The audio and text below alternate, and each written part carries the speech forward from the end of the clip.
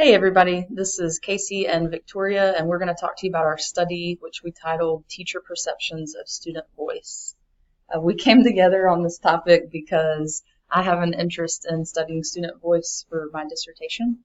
And I have an interest in investigating the lived experiences of students both at school and in the communities. So in the literature review, there are several theories that are referenced by authors, and these are three of the primary ones.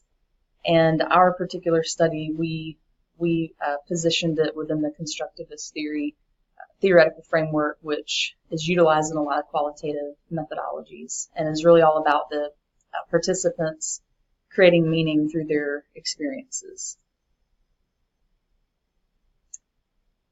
Before we go much further, in the literature review, we thought it was important, and as well for this presentation, to define what student voice means.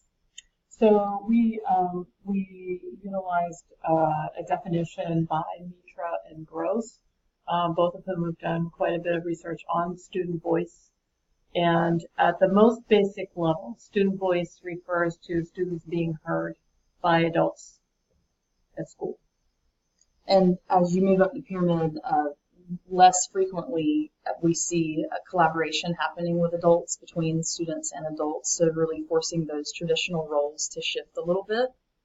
And at its best instance, student voice is when a school or classroom is building capacity through student leadership, and students are intimately involved in the decision-making process, and they're involved in running meetings and involved in the outcomes of that. So in our literature, we found three main themes that supported student voice. And the first was that schools are democratic institutions and are by nature developing citizens who will be participants in a democracy.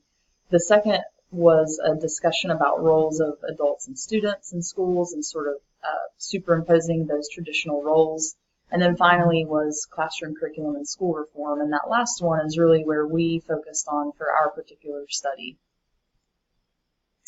For the design of our study, we developed a cross-sectional survey. And by cross-sectional, we mean that this survey was done in a given period of time and done one time. Both Kayce and I had access to a middle school and a high school to tap into our participant pool, and we developed three primary research questions around the area of student voice with curriculum and school reform.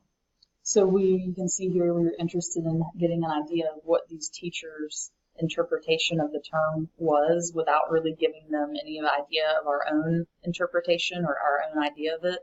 And then we also wanted to know how they perceive their students as contributing to curriculum in their own classrooms. And finally, how the students contributed to change or improvement or reform in their schools.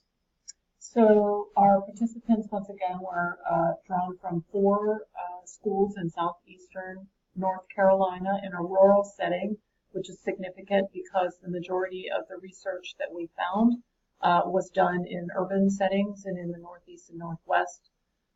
Three of the four schools are Title I schools, which means that the majority of the population there is living in poverty and qualifies for free and reduced lunch. And our final participant respondents to the survey was over 50% of the population that we drew from.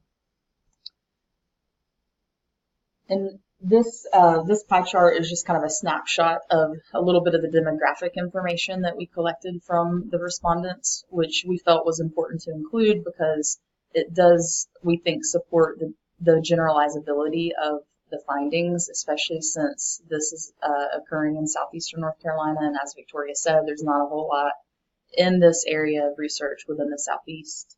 And so we had respondents from all areas of the top curriculum. So when it came time to do our data analysis, we leaned on the Dudovsky reading, which was an online reading or maybe an ebook that referenced discourse analysis and selective coding.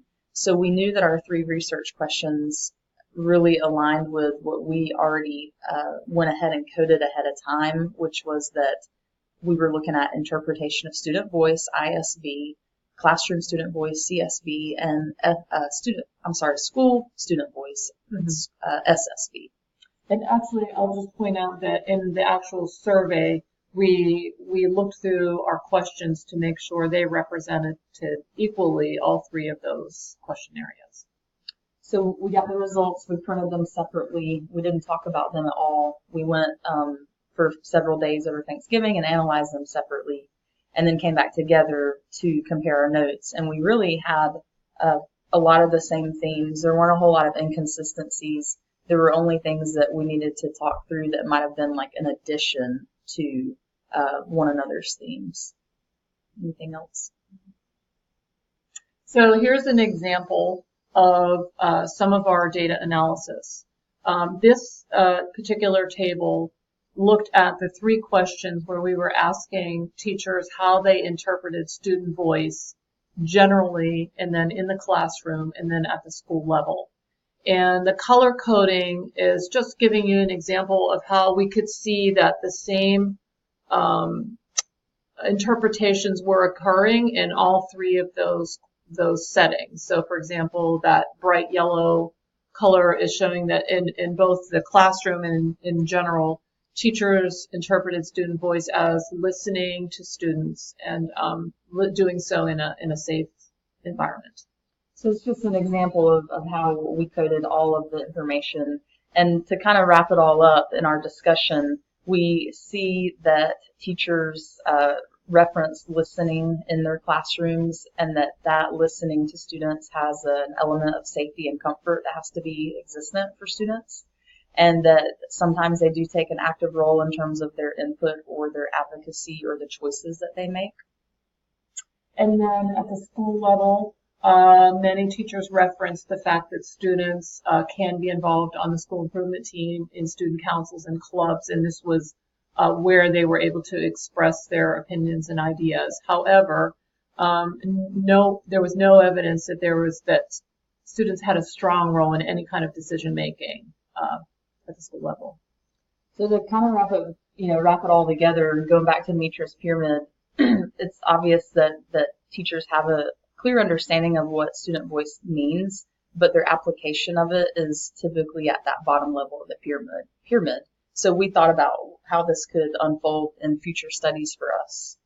Yeah, and from a school reform point of view, we talked about how there would probably need to be a level of professional development for teachers, and also really buy-in to convince teachers that it's important to incorporate student voice at the higher levels of this pyramid in order for, at this point, school reform to really impact student success. That is everything we wanted to share, so feel free to ask questions in the discussion board. Thanks for listening.